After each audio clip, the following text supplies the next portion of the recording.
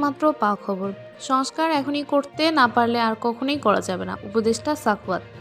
ঢাকা থেকে পাওয়া তথ্য অনুযায়ী নৌ পরিবহন উপদেষ্টা ব্রিগেডিয়ার অব এম সাখাওয়াত হোসেন বলেছেন, রাষ্ট্রের কিছু গুরুত্বপূর্ণ সংস্কার এখনই করতে না পারলে আর কখনোই করা যাবে না।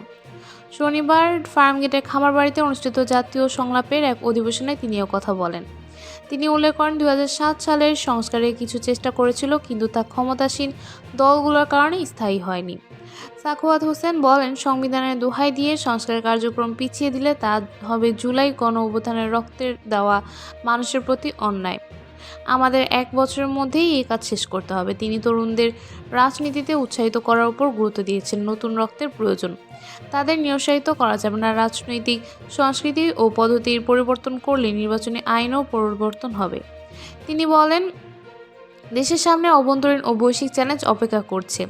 আরাকান সহ নতুন প্রতিবেশীদের বাস্তবতাও আমাদের বিবেচনায় আনতে হবে।